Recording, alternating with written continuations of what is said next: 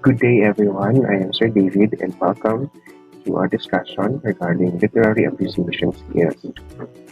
These are the objectives of our discussion. Explain why teaching literature to children is so important. Identify the different literary appreciation skills. Teach verses, poetry, fables, and legends to children. Gain skills in storytelling. Explain the steps in teaching choral reading and gain skills in teaching drama in the classroom. Here is the content outline. Teaching literature to children, literary appreciation skills, verses for children, poetry for children, fables, legends, storytelling, choral reading, speaking, drama in the classroom. So let's talk about teaching literature to children. So what is reading? In the context of literature, reading is taught to children to enable them to learn not only in the content fields but also for them to enjoy literature. Of course, kasama na dyan yung comprehension. They will not be able to comprehend what they read, so hindi rin nila ma-enjoy yun. There will be no appreciation.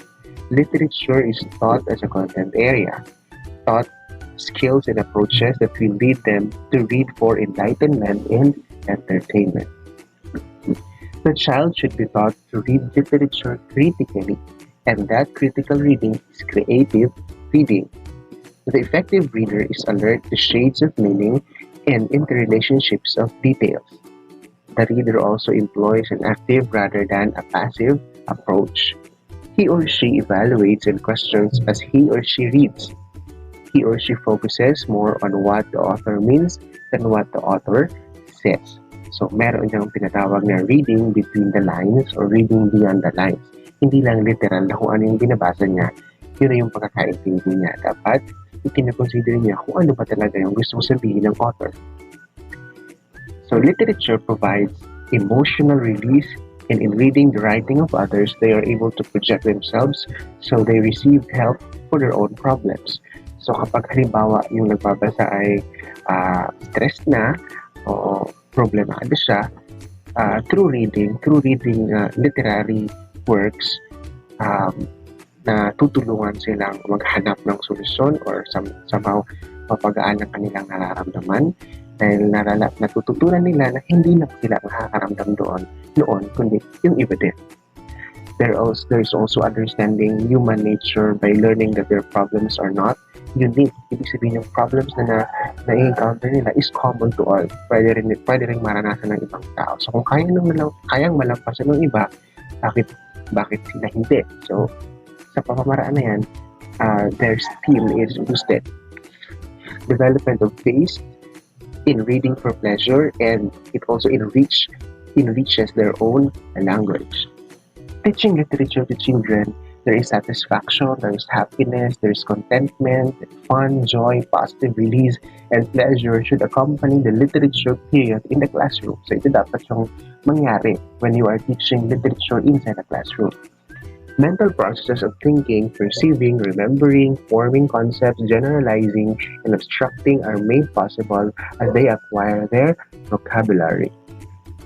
Contributes to the development of their creative talents, stimulate children to write for themselves, help build the vocabulary that will enable them to express themselves better, help children build skills in expression, and it can develop sensitivity to sights, sounds, words, life's problems, and people.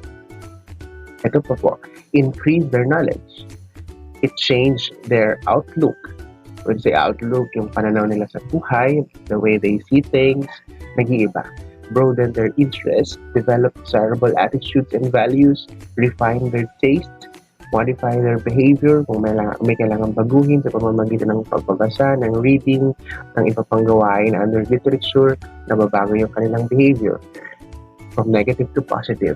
Stimulate intellectual and emotional growth, prepare for more effective participation in social processes, and living life fully.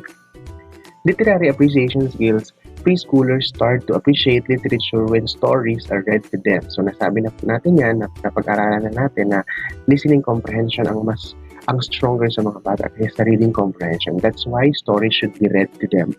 Even at their early age, they acquire taste in literature. They even select what stories they want their parents to tell them, what rhymes they want to recite. But once the children have acquired the appropriate skills in reading, they become independent of their parents and are able to choose the kind of literary pieces they like to read. So, pag na-develop na ang kanilang reading comprehension, naging independent na sila. But of course, there is still guidance coming from their parents. Comprehension skills are requisite to appreciation literature. Appreciation of literature, of course, napaka-simpleng sinasabi dito na hindi mo ma-appreciate, hindi mo naiintindihan. So, comprehension are requisite. Comprehension skills are requisite. Okay. Comprehension skills used to understand the selection, literary appreciation skills used to enjoy and recognize the value of such selection. Hindi lang basta naintindihan. Pag naintindihan nila, may enjoy nila. So if there is appreciation, magiging habit na nila ang pagbabasa. Literary skills include verbalizing emotional response, identifying characters, identifying sensory impressions, understanding figurative language, identifying tone and mood, enjoying humor, appreciating poetry and poetry works. So here are the teaching strategies in literary appreciation. So how do we teach literary appreciation? Or how do we instill literary appreciation sa mga bata? Number one, for listening and speaking, pwedeng magpa-oral reading by the teacher muna, pwede rin ng pupil, oral reading by the teacher and by the pupil. Taped or filmed selections, pwedeng cassette, disc, video, film, radio, iparinig sa kanila or ipakita sa kanila, ipa-view, panel discussion, pwede rin ang dialogue. For oral interpretation, pwede ang storytelling, speech choir, readers, theater, radio play, declamation, and oration. For dramatization, pwede ang role play, palagi naman natin ginagawa yan, chamber theater, skit, play, pantomime, movie, pageant. Reading and writing, pwede ang free reading, silent reading of students' choice, sila yung pipili ng kanilang babasahin, and silent reading lang. Book report, changing the end of the story, writing a sequel, making scripts for dramatization, writing original poems, stories, and essays. Art for arts, we have drawing, sketching, coloring, painting, sculpturing, making dioramas, making mobiles, making puppets, and paper folding. So ito naman yung mga activities na magde-develop ng kanilang artistic side. So let's talk about verses for children. Verses for children is a line of poetry having usually a determined metrical or rhythmical pattern. Okay, so there is rhythm, there is metrical and rhythmical pattern. For humorous verse, deals with the amusing things that befall real people or might conceivably befall them. Nonsense verse deals with the absurd or meaningless words. They may not represent highest level of poetry, but they do contribute to the children's personal literary development. Poetry is an aesthetic expression of thought and emotion in rhythmical language. It can be compared to a musical scoring that must be interpreted by singing. So, pwedeng sabihin natin na yung kanta, kapag tinanggalan natin ng musical scoring, pwede siyang poetry. Actually, there is also rhythmical language. Should be read orally. Teachers must read and study poems before teaching. That is a must. Here are the qualities of poetry. Musical and rhythmical, appealing to imagination. And sa appealing to imagination, habang binabasa mo yan, may nabubuong mental images sa'yo. Universal emotional content and variety of subjects. In teaching poetry, ito ang mga dapat nating gawin. Hindi dapat mo nang gawin. Ano po? Do not assign a poem for study at home. Do not belabor the pupils with the study of facts. Read the poem first. Do not ask questions. Do you like the poem? So, wag natin itanong yun. Because, pwede mangyari na, paano pag hindi nila na-enjoy? So, what will you do? So, hayaan na lang natin, i-observe na lang natin if they really enjoy it or not. Unlocking of difficult words, importante yun. Teaching poetry is requisite to ear training. Make children comfortable in their seats during their study of poetry. Do not impose memorization. Allow time for children to react to poetry. Values of poetry enriches children's experiences, develops correct enunciation. So ito yung mga nakukuha natin kapag tayo ay kapag ang nakukuha ng bata kapag sila ay nai-engage sa poetry. Ito yung mga values na nila ng poetry. Enriches children's experiences, develops correct enunciation, develops the imagination, develops literary appreciation, enlarges vocabulary, improves the children's aesthetic sense, gives them pleasure and delight, and improves their outlook in life. So I think the most important here is improve their outlook in life. Importante yun. Steps in teaching poetry. So, paano ba tayo magtuturo ng poetry? Number 1, motivation. Unlocking difficulties. So, dapat isabihin muna natin o i-present muna natin yung mga words na medyo malalalim para sa kanila para mas maintindihan nila ng mas madali kapag ano na sila sa mismong reading. Presentation of the poem, reading of the poem by the children, second reading of the poem by the teacher, and culminating activities. So lahat naman siguro yan ay understandable para sa atin. Self-explanatory. Let's proceed to fables. Fables in Filipino is fabula or mga pabula. It is a short tale in which the chief characters are animals and sometimes inanimate objects that act and talk like human beings. Ito yung mga values ng fables. Of course, ng mga bata pa tayo, binabasa natin ito because they give delight and enjoyment to all. The fact na ang characters ay mga hayop, talagang mas mai-enjoy natin. Teach ethical truth in an attractive manner or form. Provide background for the understanding of many new or current expressions and allusions. Serve as a guide to good conduct on the child's level of experience. And children enjoy because of the prominent part played by the animals. Siyempre, touch on moral and spiritual sense of values. Cultivate thinking and imagination, good for storytelling and dramatization purposes. Let's have storytelling. Storytelling is a form of sharing experiences, real or imaginary. In the early days, the story was simple account of the events that took place during the day. Later on, man learned to express his own feelings that he observes around him, the behaviors of others, his dreams, and his beliefs. So here are the values of storytelling.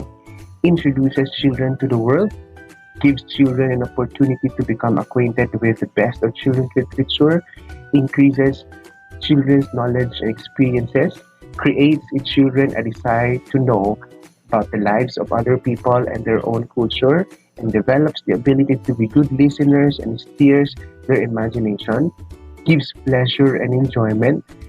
Child learns to organize and express himself clearly, builds confidence in his ability to face an audience. So here are the steps in storytelling. So this is a pyramid. Magsisimula tayo sa pinakababa hanggang pataas. Here are the steps in storytelling. First, we have sa baba tayo, we have selection.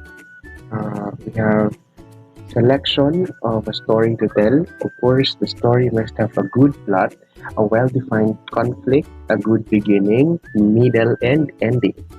Number 2, the preparation of the story. After selection, preparation na po. Reading the story very well and try to picture the story in your mind and see if you can tell the story in the proper sequence.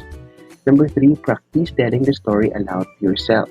Take note of the proper pauses, the places of suspense, the climax, and of course, you have to master the story so you can retell it without lapses. Announce the story informally. This can be done in many ways.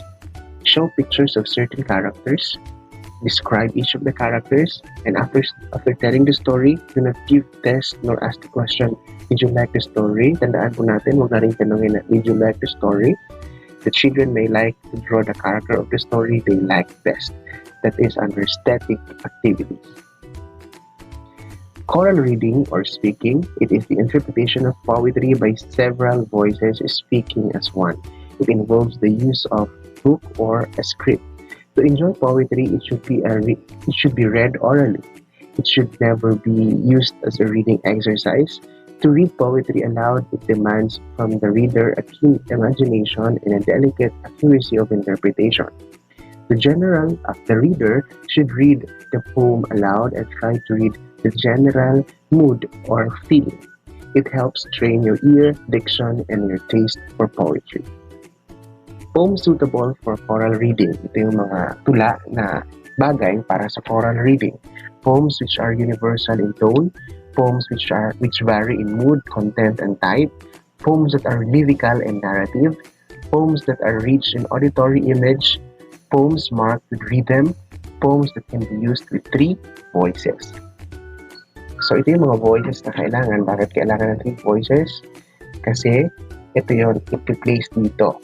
We have light or high voices, dark or low voices, and the medium voices.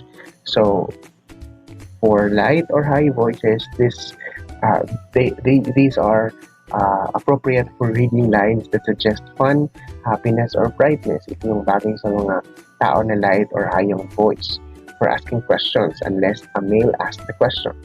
Dark or low voices for saying lines that suggest mystery, terror, sadness, solemnity. This is also used for answering questions unless a female answers the question. Medium voices for blending all the voices, for relating the narrative, for introducing the characters, and for giving explanation. So here are the steps in teaching choral reading. Read the poem selected for its content. Determine the type or mood of the poem. Understand the meaning of the poem, the new meaning of every word to be used. Know the rhythmical nature of the poem. Read the poem with the children. Read the selection together again. Apportion the parts and lines to the children. Make sure that the voices blend properly and avoid sing-song repetition. So this is an example of a piece for choral reading. Who has seen the wind? So merong para sa solo, meron ding chorus. Let's have drama in the classroom. Drama, research enforces the notion of a positive relationship between action-centered experiences with drama and learning to read. It was concluded that an important link is formed as children experience drama in response to literature. So ito yung mga values ng dramatization. To encourage interest in and motivation for reading, to expand din ang vocabulary, to encourage the development of critical reading skills and comprehension, to encourage guided, extended reading, and to encourage lifetime readers. To develop critical reading comprehension, ito ang mga dapat natin gawin. Provide a model for comprehension processes by reading and interacting with a story or play. Stimulate guided discussions of stories and plays and practice questioning techniques to help the pupils further understand what they have read so they can quite literally act. Offer feedback pertinent to acting out of a story to reinforce the pupils' active reading, understanding, and responding to stories and script or information helpful to creating a play. Manage the practice and development of certain skills that are ideally taught in the context of dramatizing literature as paraphrasing what has been read, identifying and distinguishing, understanding story structure, identifying cause and effect, identifying characters and relationships, recognizing, understanding, and appreciating figurative language, encouraging the development of imagination, interpreting and appreciating the symbolic use of language.